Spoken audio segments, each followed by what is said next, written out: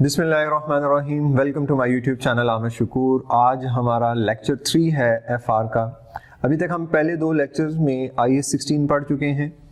इसके अलावा हमने गवर्नमेंट ग्रांट्स IAS 20 पढ़ा और बोरोइंग कॉस्ट IAS 23 पढ़ा।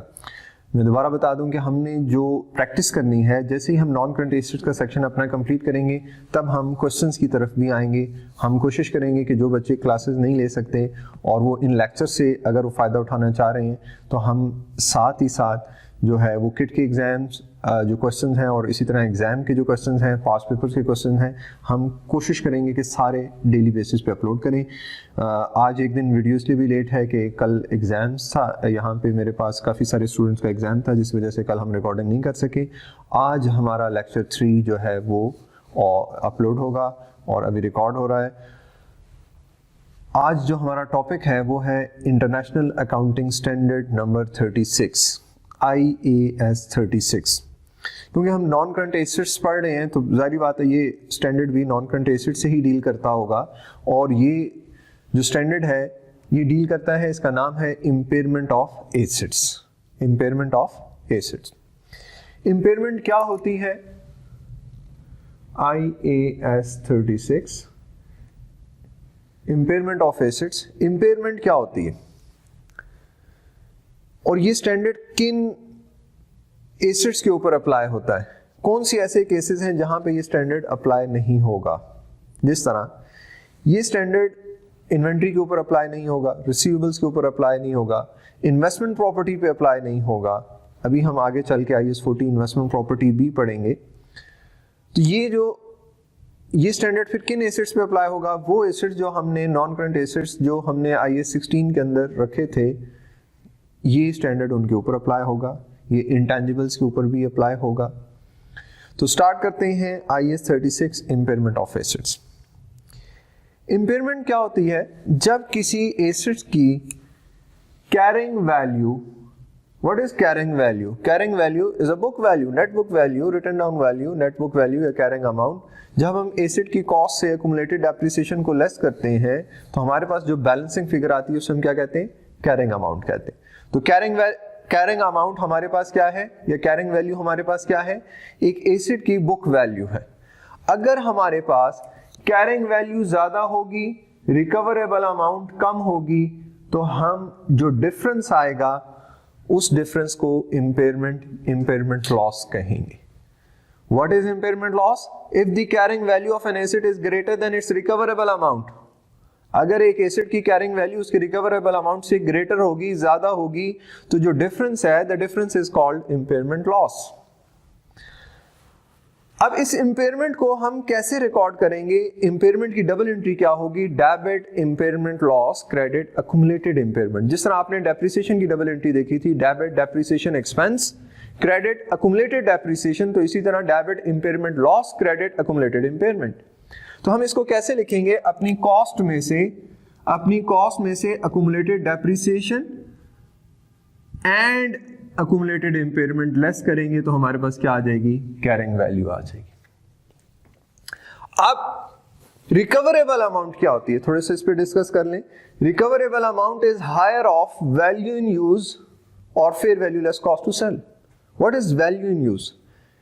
अगर आप एक एसेट को यूज करते हैं तो उससे आपको क्या होगा? फ्यूचर में इनफ्लोज होंगे। अगर मैं उसे डिस्काउंट फैक्टर से मल्टीप्लाई करूं, प्रेजेंट वैल्यू लूं, तो वो जो प्रेजेंट वैल्यू है उसे हम कहते हैं वैल्यू इन यूज। तो वैल्यू इन यूज और फेयर वैल्यू आपको पता है मार्केट वैल्यू को भी कहते हैं, fair value less cost to sell. अगर मैं इसे मार्केट में जाके बेचता हूं तो मुझे जो नेट पैसे मिलेंगे वो क्या है? Fair value less cost to sell. तो मेरा एसेट किस पे रिकॉर्ड होगा? या रिकवरेबल अमाउंट क्या है? Recoverable amount is higher of value in use, fair value less cost to sell. देखिए, मैं एक एसेट कब सेल करता हूं? जब उसकी वैल्यू इन यूज कम हो या जीरो हो जाए। मेरे सामने एक चेयर पड़ी हुई है, अगर आज मुझे एक बंदा कहे कि ये चेयर 50 रुपीज की बेच दो, तो मैं क्या वो 50 रुपीज की चेयर बेच दूंगा? नहीं। क्योंकि मैं क्या करता हूँ, तो स्टूडेंट बैठता है, इसका जो बेनिफिट है वो 50 से ज्यादा है। अगर यही चेयर टूट जाती है तो मैं ये 50 में भी सेल कर दूंगा। क्यों? क्योंकि उसकी वैल्यू इन यूज 0 हो गई है। तो हम कब कोई एसेट बेचते हैं? जब उसकी वैल्यू इन यूज कम हो जाए, तब हम उसे क्या कर देंगे? सेल कर देंगे। तो रिकवरेबल अमाउंट क्या है? इन दोनों में से जो हायर है, हम करते भी वही है। हमारे लिए रिकवरेबल अमाउंट क्या होती है? कभी हम सेल करके उससे बेनिफिट ले रहे होते हैं और कभी इस्तेमाल करके। तो जब तक हमें वैल्यू इन यूज ज्यादा होगी तब तक हम उसे सेल नहीं करेंगे, और जब हम उसे सेल कर रहे होंगे, और सेल कब कर रहे होंगे? जब वैल्यू इन यूज कम हो जाएगी। तो याद रखें, रिकवरेबल अमाउंट क्या हुई? Recoverable amount is higher of value in use और fair value less cost to sell. अब अगर मेरे पास रिकवरेबल अमाउंट आ गई और कैरिंग वैल्यू भी है, कैरिंग अमाउंट भी है, अगर कैरिंग अमाउंट ज्यादा है, रिकवरेबल अमाउंट, मैंने अगर 1000 का एसेट लिखा हुआ है, 1000 का एसेट लिखा हुआ है और मैं उससे वो रिकवर नहीं कर सकता, जो मैंने लिखा हुआ है वो मैं रिकवर नहीं कर सकता, तो डिफरेंस इज इंपेयरमेंट लॉस। और इस इंपेयरमेंट लॉस की डबल एंट्री क्या होगी? Debit impairment loss, credit accumulated impairment. अच्छा, अब इन दोनों को, कैरिंग वैल्यू, रिकवरेबल अमाउंट को आपस में कंपेयर करना is impairment review. What is impairment review? Comparing carrying value with recoverable amount is impairment review, and if carrying value is greater than recoverable amount, the difference is impairment loss। ये दोनों different चीजें हैं। impairment review दोनों को compare करने को कहते हैं, और अगर कैरिंग वैल्यू ज्यादा होगी, रिकवरेबल अमाउंट कम होगी, तो डिफरेंस को हम इम्पेयरमेंट लॉस कहेंगे।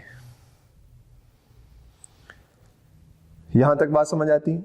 अब क्या हमने हर एसेट की इंपेयरमेंट रिव्यू करनी होती है? तो आंसर है नो। हम हर एसेट की इंपेयरमेंट रिव्यू क्यों नहीं कर सकते? क्योंकि देखिए, ये एक बहुत लेंथी प्रोसेस है। हर एसेट की हमें क्या चाहिए? Value in use. तो वैल्यू इन यूज निकालने के लिए हमें उसके क्या चाहिए? जितनी उसकी लाइफ है उसमें जो भी कैश फ्लोज आएंगे वो प्लस डिस्काउंट फैक्टर से मल्टीप्लाई करेंगे, प्रेजेंट वैल्यू निकालेंगे। हर एसेट की हमें फेयर वैल्यू चाहिए। तो इसका मतलब क्या है कि एक बहुत लेंथी प्रोसेस है, हम हर एसेट की इंपेयरमेंट रिव्यू नहीं करते। फिर सवाल पैदा होता है कि कौन से ऐसे एसेट्स हैं जिनकी इंपेयरमेंट रिव्यू किया जाता है? तो वो एसेट्स जिनकी कोई इंडिकेटर इंडिकेट करे कि इसके ये एसेट इंपेयर हो गया। अब इंडिकेटर्स कितनी तरह के?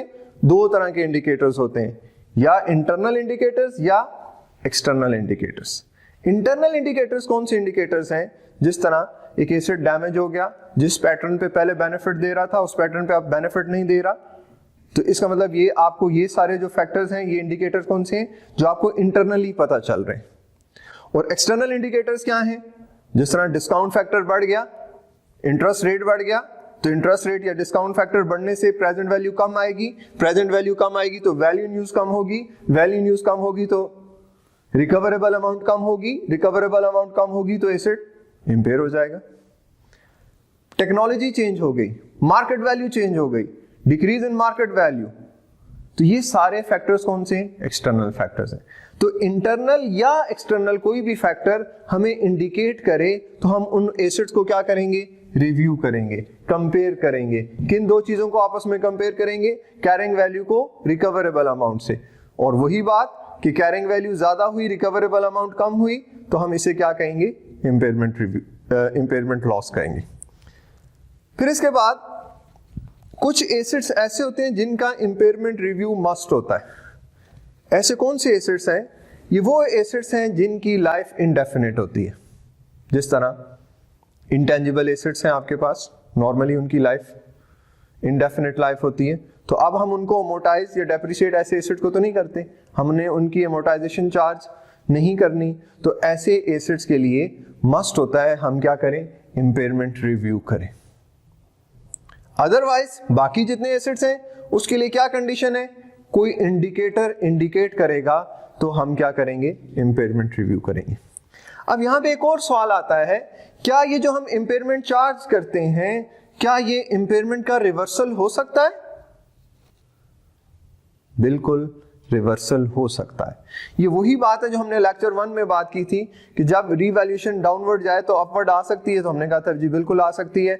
हम उस एसिड को वैसे बनाएंगे कि कभी ये डाउनवर्ड गया ही नहीं, तो यहाँ पे भी वही बात है, हम इस एसिड को उस तरह लिखेंगे कि जैसे ये कभी एसिड इंपेयर हुआ ही नहीं। तो क्योंकि जिस तरह हमने बात की थी कि रीवैल्यूएशन डिक्रीज होने से हमें बेनिफिट क्या होता है, अगले सालों की डेप्रिसिएशन कम हो जाती है।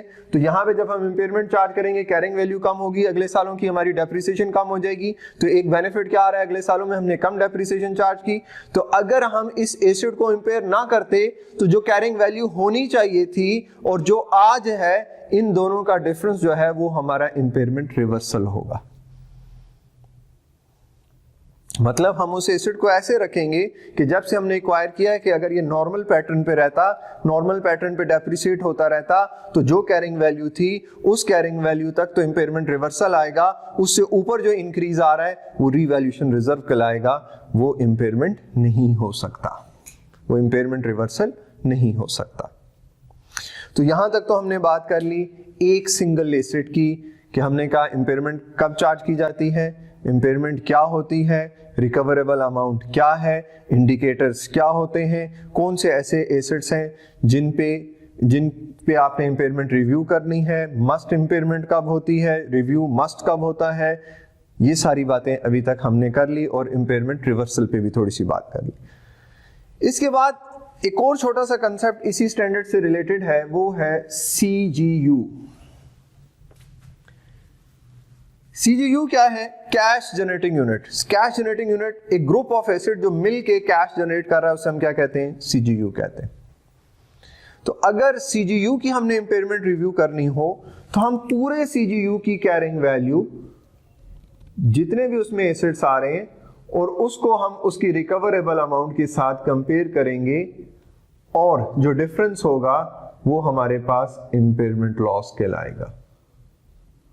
होल ग्रुप ऑफ एसिड्स, उसकी पूरे ग्रुप की कैरिंग वैल्यू कंपेयर करेंगे उस होल ग्रुप की रिकवरेबल अमाउंट से, और जो दोनों के दरमियान डिफरेंस होगा उस डिफरेंस को आप क्या कहेंगे? इंपेयरमेंट लॉस कहेंगे। अब इस पे हम किस तरह इंपेयरमेंट चार्ज करेंगे? सबसे पहले हम परचेज गुडविल को जीरो करेंगे, और याद रखो कि हर एसिड का रिवर्सल हो सकता है, इंपेयरमेंट रिवर्सल हो सकता है, बट गुडविल का रिवर्सल नहीं होगा, क्योंकि जो हमने इंपेयर की है गुडविल वो परचेज गुडविल है, और जो उसके बाद दोबारा से इंक्रीज आ रहा है वो इंटरनली जनरेटेड गुडविल है, और internally generated goodwill can not be recognised as an intangible asset. Goodwill हम कौन सी रिकॉर्ड करते हैं? हम परचेज गुडविल रिकॉर्ड करते हैं, इंटरनली जनरेटेड गुडविल को हम रिकॉर्ड नहीं करते। और इस CGU के अंदर अगर हमारे पास करंट एसेट्स हैं, रिसीवेबल्स हैं, इन्वेंट्री है, तो याद रखें कि उसके ऊपर इंपेयरमेंट चार्ज नहीं होगी। तो सबसे पहले हम किसको जीरो करेंगे? गुडविल को जीरो करेंगे। और किस पे इंपेयरमेंट बिल्कुल चार्ज नहीं हो सकती? Net assets, other net assets, current assets, उन पे हमारी इंपेयरमेंट चार्ज नहीं होगी। बाकी के जो एसेट्स हैं, हाँ, अगर कोई रिकवरेबल अमाउंट पे, ऑलरेडी रिकवरेबल अमाउंट पे है तो उस पे भी इंपेयरमेंट चार्ज नहीं करेंगे। बाकी के जो एसेट्स हैं उनको हम वेटेड एवरेज के मुताबिक, जो कि हमने बोरोइंग कॉस्ट में वेटेड एवरेज सीखा था, उसके मुताबिक हम क्या करेंगे? इंपेयरमेंट चार्ज कर देंगे एक CGU को। तो पूरी CGU की वैल्यू रिकवरेबल अमाउंट के साथ कंपेयर करेंगे, और इंपेयरमेंट सबसे पहले गुडविल के बाद किसको चार्ज नहीं करेंगे? करंट एसेट्स को, बाकी एसेट्स को वेटेड एवरेज पे चार्ज कर देंगे। एग्जाम में इस तरह के क्वेश्चंस आते रहे हैं, हम क्वेश्चंस भी करेंगे और देखेंगे किस तरह से CGU को इंपेयरमेंट चार्ज की जाती है, और जो रिकवरेबल अमाउंट है वो किस तरह फाइंड की जाती है। वो कह सकता है कि बताओ आफ्टर इंपेयरमेंट बताओ लैंड की क्या वैल्यू होगी, या किसी भी एक एसेट की आफ्टर इंपेयरमेंट क्या वैल्यू होगी। हम ये क्वेश्चन में देखेंगे। आज के लिए सिर्फ आपका छोटा सा टॉपिक था IAS 36। आप अपनी बुक भी देख सकते हैं, आई गेस कैप्लन का चैप्टर 4 है, आप देखें। स्टिल अगर आपको कोई प्रॉब्लम होती है तो हम उसको इंशाल्लाह अगले वीडियो में भी डिस्कस करेंगे।